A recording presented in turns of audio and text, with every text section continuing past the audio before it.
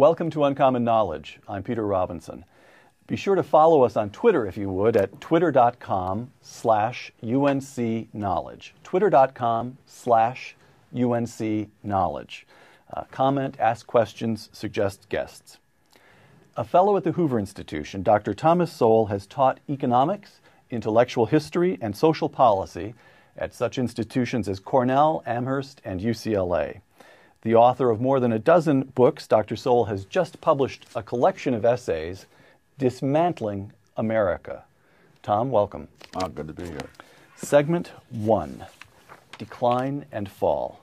From Dismantling America, quote, "The collapse of a civilization is not just the replacement of rulers or institutions with new rulers and new institutions. It is the destruction of a whole way of life and the painful and sometimes pathetic attempts of rebuilding amid the ruins.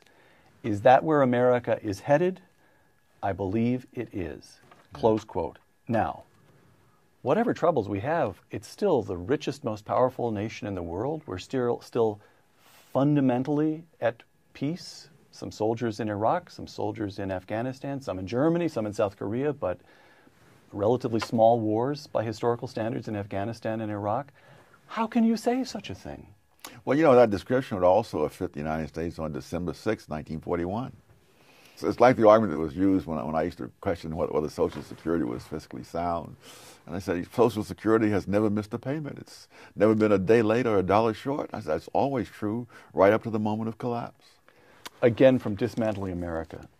While the Obama administration is not the root cause of the ominous dangers that face this country at home and abroad, it is the embodiment, the personification, and the culmination of dangerous trends that began decades ago.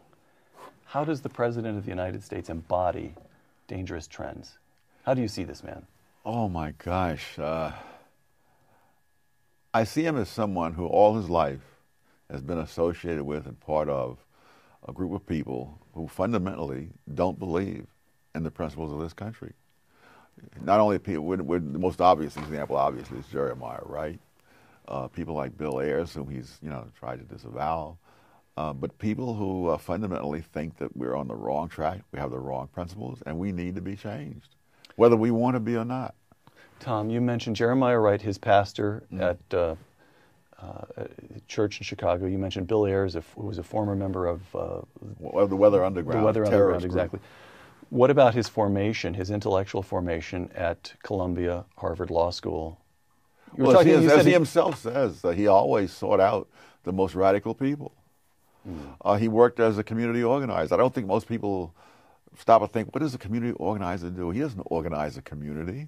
It's not bake sales. Huh? It's not bake sales he's organizing. No, he's not telling people in the community how to shop better and stuff like that. He is mobilizing all the resentments, organizing them in order to put them into a battle to get what they want from other people. Now, you talk about Barack Obama as embodying dangerous trends, quote, that began decades ago. Oh, yes. When? This is during your lifetime, during your adult lifetime? Yes, and perhaps even a little earlier.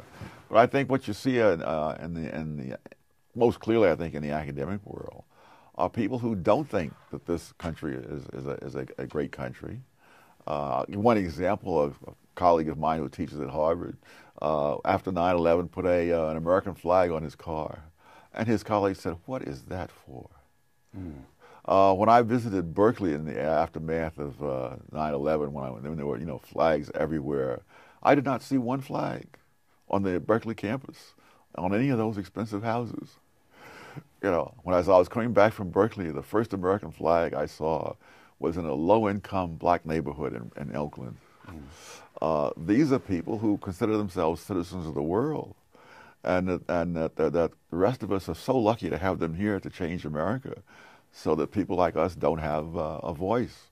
And of course, the whole way that Obama has operated with these enormous bills that no one has ever had time to read, that they rush through, when they're putting people in power who don't have to go through the confirmation process, so that we don't find out what they're like except if there's an expose on Fox News or someplace. I mean, his whole thing has been to circumvent the American public in order to put in things that they clearly don't want as shown by the polls, as shown by this recent repudiation in Missouri. All right, that's a question. Barack Obama won by about 7 percentage points. That's the biggest for a Democratic presidential candidate. Bill Clinton won by 8. FDR won by big. But he's in the top 3 Democratic finishers in the last 7 decades. Barack Obama is. So here's the question. You've described him, you've described the academic elites. To what extent the American people voted for him? Yes. To what extent do you see a corrosion of values among the American people themselves on the one hand? On the other hand, to what extent is there just a kind of creeping takeover by an elite that fails to share, that is opposed to the values that most Americans share? There's both things. And I think part of the reason so many people voted for him was that what they got through the media was so filtered that they poo-pooed this man having been a member of a church run by a ranting racist because they wanted to believe that he was going to be a unifier. Community organizers don't unify. They divide. They polarize. That's how they get what they want.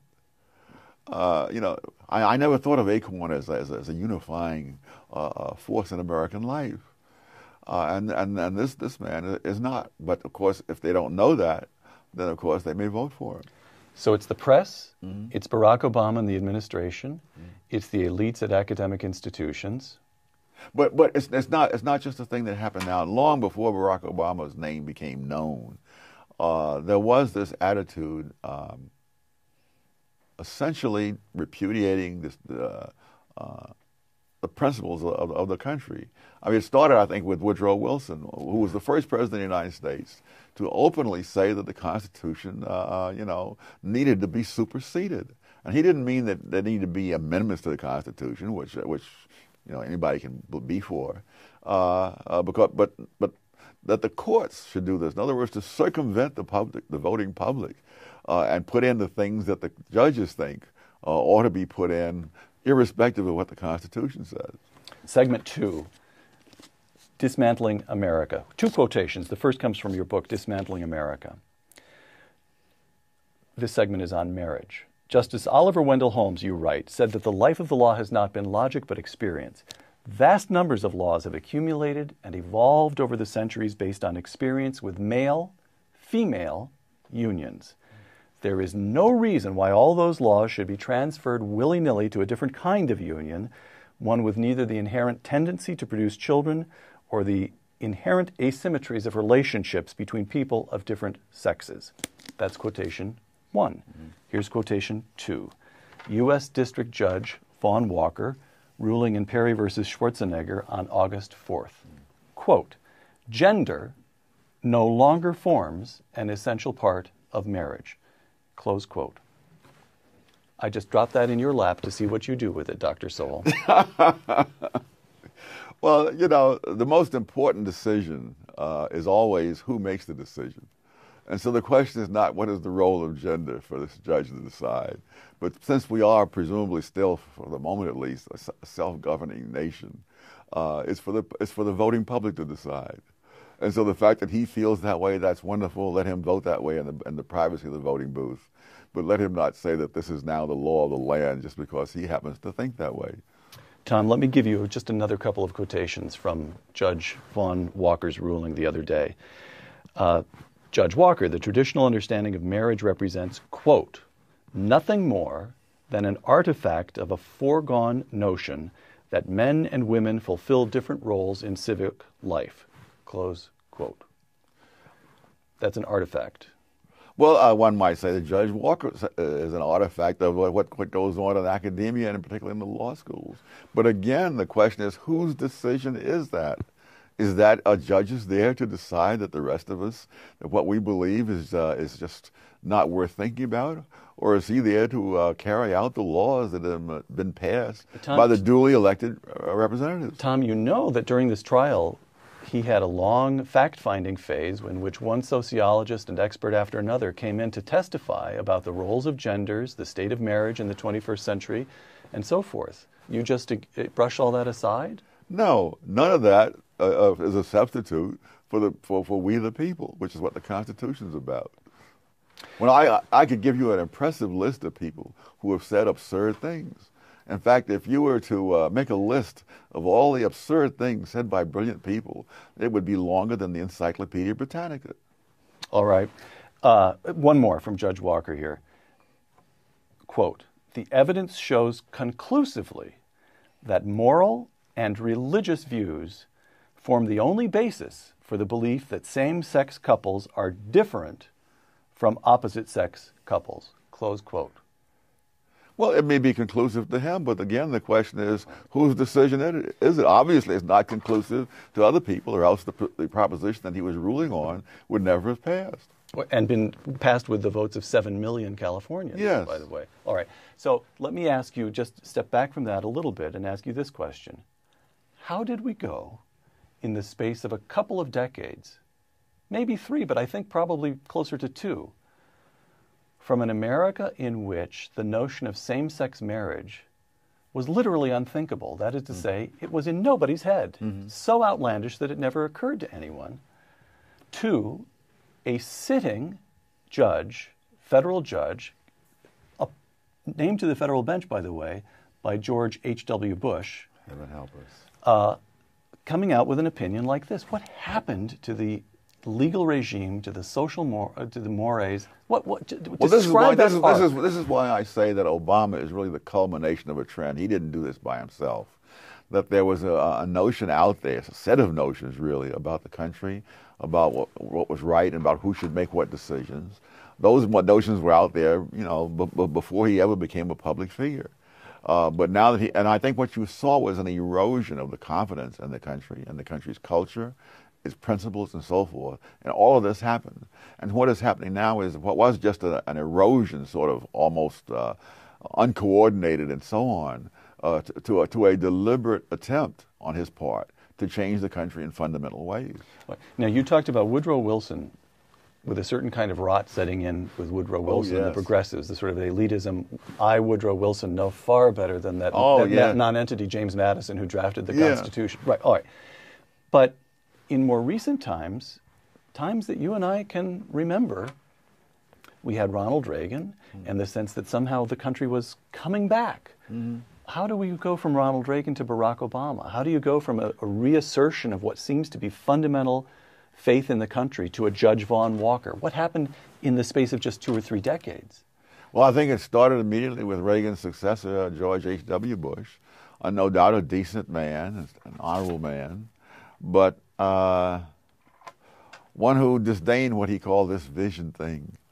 In other words, that an overarching sense of principles that you'd be fighting for.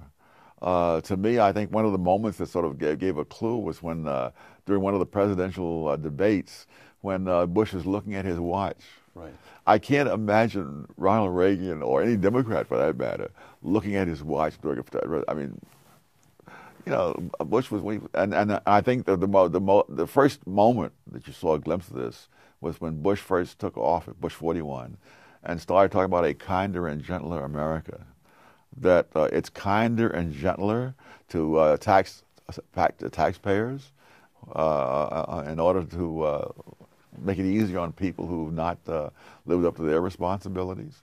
You see that right now carried to extremes in this administration, where people who never took out a $700,000 loan in their lives now have to subsidize people who did take out a $700,000 mortgage loan and couldn't afford it.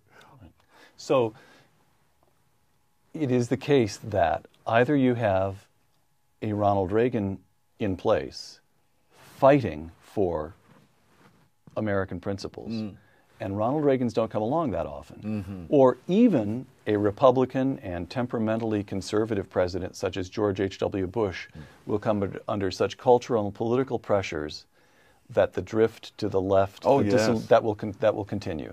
Yes, what you generally have had in recent times is people moving to the left rapidly under Democrats and slowly under Republicans. All right. Segment 3, Dismantling the Culture. From your book, Tom, Dismantling America, quote, "The great escape of our times is escape from personal responsibility," close quote. What do you mean?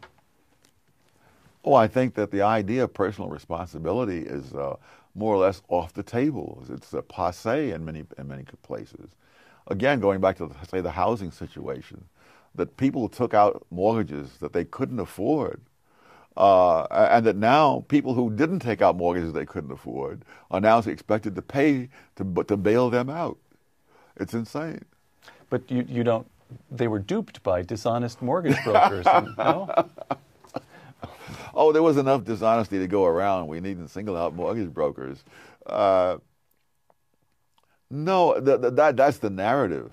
The fact of the matter is that speculators took advantage. See, these things are put in these laws and policies are put into place, saying this is going to help the poor and the downtrodden. But the question is, who actually benefits from this? Speculators benefited from this more than any poor or any downtrodden. A speculator could come in, claim any income he wanted to claim in order to buy 3 or 4 houses. Nobody would verify the income. He would get them at teaser rates like 2% per year, and he didn't worry about that going up later because he was going to sell a house beforehand. And so a lot of that was in there. The other thing is that it's a very complicated financial situation. But the cold fact is, if the mortgages had continued to be paid, we wouldn't have had the mortgage crisis. So the fundamental reason for the crisis is that the mortgages weren't paid, and the fundamental reason they weren't paid is that they were made under conditions that made it unlikely that they would ever be repaid. And you knew that going in. Right. Losing a sense of personal responsibility, you write, in Dismantling America, places, quote, a whole society in jeopardy. How is that the case? How do you draw a line from the mortgage crisis to the dismantling of the entire country? Well, I think if you don't have a sense of personal responsibility, and what you have is the government taking money from people who are personally responsible and giving it to people who are irresponsible, or in other cases corrupt, that's not a viable situation for the long term. You're going to have ever more people being ever more irresponsible. As is happening now. I mean, in the wake of the mortgage crisis, they've raised the limit that the Federal Housing Administration will insure from about 360,000 to 720-some thousand. So they've doubled the policy that got us into problems in the first place. Tom, you, on personal responsibility, and you and I have talked about this before. You spent part of your boyhood in Harlem. Yes. Is that correct? Yes, most of it. All right. Tell me a little bit about the Harlem that you knew as a boy. Was it safe at night? Yes. When I would wake up in the middle of the night, I would get up, get dressed, and go out to a corner newsstand where there was a little old man who was white selling newspapers in Harlem at midnight. Now today, he and I would both be taken in for mental observation. You know. How were the schools in the Harlem of your boyhood? Oh, they were among the best in the country. Public schools. Public schools. Oh, I only went to public schools. I have data on the actual test scores of kids in Harlem. They were almost identical with the kids in the Lower East Side, who were almost all white. And nobody was concerned about giving me school lunches and stuff like that. They didn't ask me whether my home was broken or not. They just told me what I was supposed to do, and they made damn sure I did it. Do your homework, get your assignments in. That's it. Tom, what happened between the Harlem of your boyhood, which would be what, late 40s to the mid 50s or so? 40s. I went. My first school I attended in Harlem was 1939. Oh, real? All right. So you grew up you were there during the Second World War. Oh, yes. All right. So take me from the Harlem of your boyhood, in this theme of personal responsibility, to the Harlem of the 70s and 80s. Oh, there you got the teachers became social workers, social theorists. They became propagandists for all kinds of new fads. And I guess the test was whether they made the teachers feel like it was exciting and it made the students feel good about themselves. So, of course, they end up not with no education that's worth talking about. And what about the crime rates? Oh my goodness, the crime rates were much lower. I gave a talk. Much lower when you were a boy, but yes. So what do you attribute the rise in crime? Oh, the rise in the idea that we have to look for the root causes of crime rather than put the bad guys in jail. All right. So there's the dissolution of the sense of personal responsibility that the teacher is to teach, the child is to do his homework. criminals are to be picked up and put in jail. Yes. Now, Harlem today is pretty safe. It has enjoyed the increase in safety or the drop in crime rates associated with the rest of New York that began under Rudy Giuliani. The Harlem economy is pretty robust. And Harlem is now home to some 24 charter schools. So what I'm trying to do, Tom, is cheer you up. I'm trying to... Well, I need it. I'm trying to point to evidence of the possibility of renewal, of rebirth, and that to suggest I never denied that there was possibility for renewal and rebirth. So I haven't said it. In fact, even in my book, I say, the one good thing is that nothing is inevitable until it happens. But I also point out that there were periods of improvement as the Roman Empire moved toward its last days. Right. All right. Segment 4: Dismantling Self-Government. Again, Tom, from Dismantling America. Quote: "Nothing so epitomizes President Obama's contempt for American values and traditions as ramming 2 bills, the stimulus package and the health care bill, this would be, through Congress in his first year, each bill more than 1,000 pages long, too fast for either to be read, much less discussed." Close quote. Stimulus package, the health care bill, actually, I looked this up, came to more than 2,000 pages. Yes. On the other hand, the American people elected Barack Obama. They gave him big Democratic majorities in both the House and the Senate. Why shouldn't Barack Obama and his Democratic allies enact whatever they want as they want? Oh, whatever they want is one thing. As they want is something else. As they want means circumventing the whole political system of the country that's meant to safeguard, a self-governing country. If you never learn what kind of laws are being passed, then you lost a great deal of your ability to influence what happens to the people who rule. I mean, the thing that this whole business with rushing these bills through, it reminds me, the only thing I can find in parallel in history is the Norman conquerors who would publish their laws in England in French for an English-speaking nation. Dismantling America once again. What are the Beltway politicians buying with all the hundreds of billions of dollars they are spending? They are buying what politicians are most interested in: power. Explain that notion. There are things that the government is authorized to do under the Constitution and other things that they're not authorized to do. But by simply spending a vast amount of money, you acquire the right to do them. For example, you can fire the head of General Motors simply because you spent all that money rescuing General Motors. There are all kinds of programs that the federal government imposes on the states, which they have no authority to do, but they impose them because they make the receipt of federal money contingent on doing what they tell you in Washington. And so the powers that were set out in the Constitution and limited become expanded by this process. Now, I mentioned that we've had some questions for you submitted from people who follow the show on Twitter and Facebook. Here's one from a fellow called Albert Fuchs on Facebook.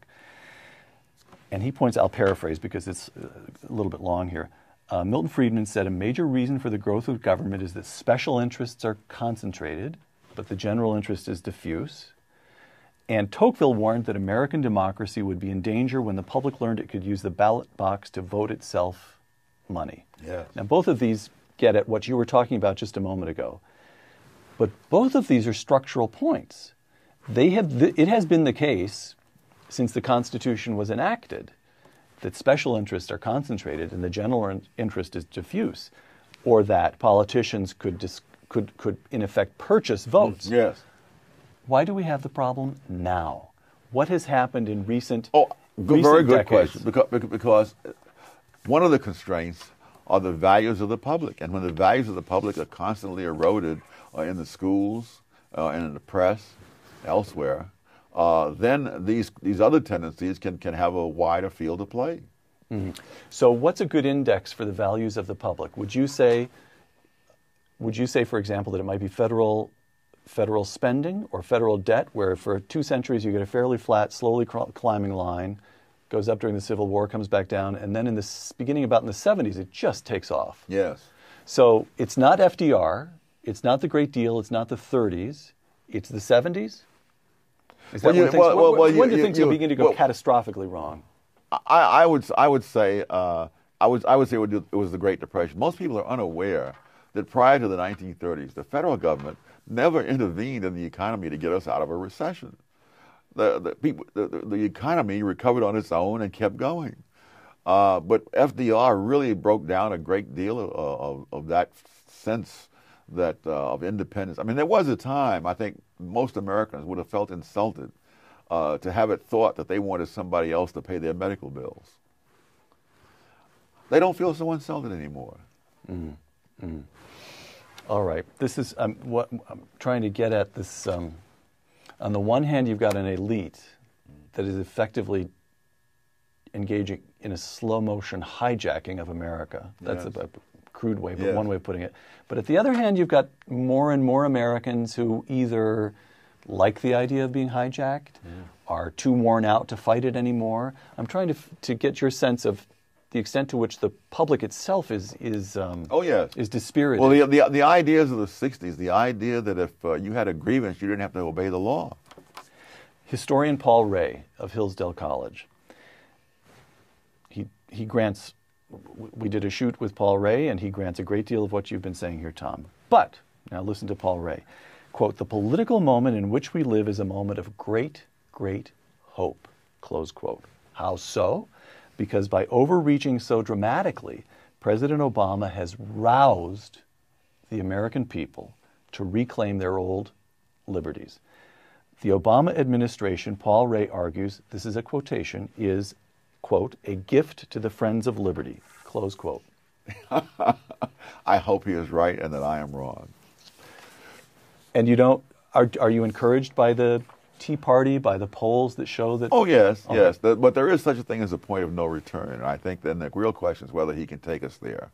And that's why I think that the fall 2010 elections are, on my judgment, one of the most, if not the most important election we've ever held. Because if he doesn't get stopped in this fall's election, I don't know how he'll ever be stopped.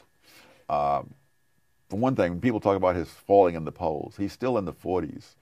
If he can somehow make millions of illegal immigrants legal and voters before 2012, he can get a second term. And I doubt if there's, I see that as a point of no return. So getting some substantial portion of the 12 million illegal immigrants in this country the vote, yes, that would be a direction, step toward the point of no return. Yes. Domestically, what other, is Obamacare? Obamacare is reversible, or at least its ill effects can be contained. It all comes down to November 2010. Oh, this year. If it's not stopped now, it won't be stopped. All right. So November 2nd, 4th, I can't remember which is election day. You have one specific date in American history which you can name right now that you consider absolutely crucial. Oh, absolutely. It's almost like the great military battles, you know. Charles Markel at the Tours. Yes, 732. Yes. I actually looked that up just yesterday for a separate reason. Or the siege of Vienna in 1532.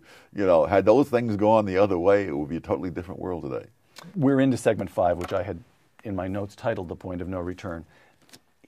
You mentioned in Dismantling America such a point in foreign policy. Let me quote you, Tom. "Iran is advancing step by step toward nuclear weapons. While the Europeans wring their hands and the United Nations engages in leisurely discussion. When Osama bin Laden has nuclear weapons, the choice will be between knuckling under and watching American cities blasted off the face of the earth. That is the point of no return, and we are drifting toward it." Yes. Close quote. Nothing you've seen since you wrote that causes you to reconsider or mute your views? No. I was appalled earlier this year when I think it was Gates or someone else in the Pentagon leaked the fact that there were no contingency military plans for stopping Iran from getting nuclear weapons. And now recently, there have been some talk that there are now plans. Now, I have no idea whether that means that there really are plans or whether they see an election coming and they'd better create the impression that they have more plans. Because they've covered themselves very well because they have international conferences over Iran. They have resolutions in the UN. These are what I call elaborate ways of doing nothing. Well, we've got, let me quote you, Michael Barone, the journalist. You know Michael Barone. This is just from a couple of days ago. Quote, Time magazine's Joe Klein and the American interests' Walter Russell Mead suggested to me that the Obama administration is seriously considering a military strike against Iran. Now comes further evidence in an opinion article in the Washington Post by Stephen Simon and Ray Takei. I'm not sure I'm pronouncing that correctly. Simon worked in Bill Clinton's National Security Council, and Takei is described as a former advisor to the Obama administration. Their article takes seriously the possibility that the president will order such an attack. And your answer to that is that could be nothing but cheap leaking. Yeah, I'll believe it when I see it. All right. In fact, he doesn't have to do that. All he has to do is not interfere if the Israelis want to do it. I saw someplace where Saudi Arabia has indicated that the Israelis could fly over Saudi Arabia to get there. And it's ironic that they would have to go around Iraq and fly over Saudi Arabia because the American planes patrol Iraq and presumably would shoot down the Israeli planes on their way to Iran. Let me ask you this. Do you consider it then the duty of the President of the United States to prevent Iran from gaining nuclear? Absolutely. That's clear to you. Absolutely. Unambiguous. I don't know what earthly chance we have or the Western world has once Iran has those weapons. You know, it took two weapons. What about this notion of deterrence? It worked during the Cold War. Yeah, the Russians did not want us to blast Moscow off the map. The Iranians have said themselves, going back to Ayatollah Khomeini, that their top priority is not Iran, but Allah. And so if they get into a war in which Iran is knocked out, but they then strike a blow for Allah, they're happy with that. And failing any serious sign that the United States would attack, would you say that it's the duty of the Prime Minister of Israel and his cabinet to order an attack? Oh, absolutely. But think of how pathetic this is, that the fate of the United States of America would be in the hands of a country smaller than Lake Michigan. One final time from Dismantling America.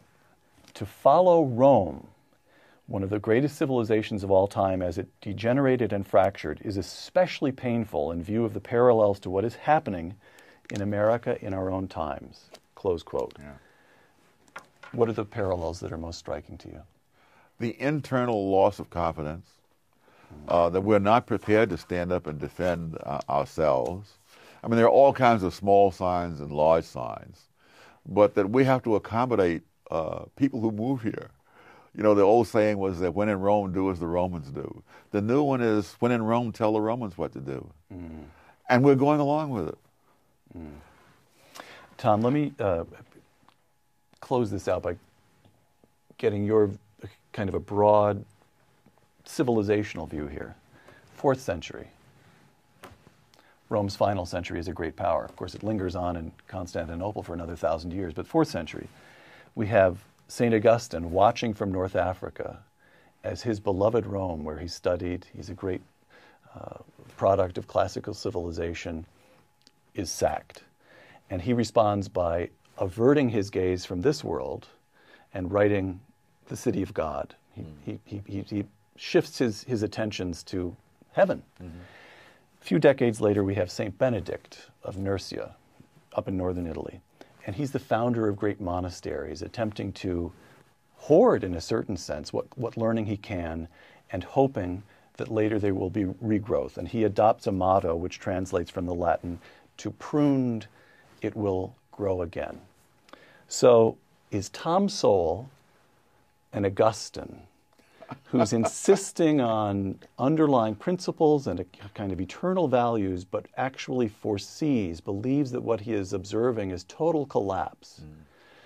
Or is he a Benedict, hoping for, preparing for, doing what he can to initiate rebirth? Well, I'm in an age where I couldn't play either of those roles. You look pretty saintly to me, Tom. You need new glasses, but no, I think it was really. But what I meant about the pathetic aspect of the aftermath of the collapse of Rome is, you know, these heroic efforts, which ultimately paid off, you know, many centuries later. But there were centuries to live through.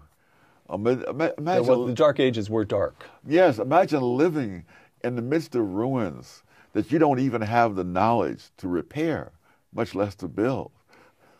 You know, Oh, that's what you mean in the passage when you talk about the pathetic attempt to rebuild among the ruins. Yes. The sense that there was a civilization here. And it was all around you. And I think this is part of the reason that the Europe of that era is thought of as a backward-looking civilization. They had good reason to look backwards because the people before them had achieved far more than they were capable of achieving or even sustaining. Mm.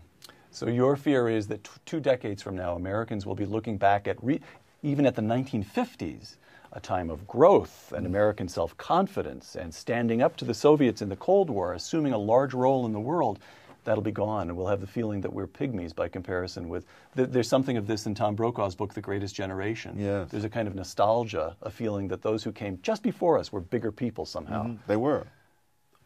They were. Yes. All right. Last question. If you could offer one sentence of counsel to the President of the United States, what would you say, Tom? Resign. No, I can't end the program on that. If you could offer one sentence of counsel to some 20-year-old kid who's watching this webcast, and by the way, when we put up a notice that you're going to appear on Twitter or Face, you are a rock star to college kids. I want you to know that. So there's hope. You're reaching people. So one sentence of advice to some sophomore or junior who's watching this today and thinks to himself, gee, Dr. Sowell just told me the America in which I'm going to grow up will be a shrunken place. No. It's not over till it's over, as Yogi Berra said. And I would say to this young person, if we, through some miracle, get through this, please take to heart the lesson of what happens when you vote on the basis of rhetoric and symbolism and instead of using your mind. It doesn't matter how smart you are unless you stop and think. Dr. Thomas Sowell, the author of Dismantling America, thank you for joining us. Thank you. I'm Peter Robinson for Uncommon Knowledge and the Hoover Institution. Thank you.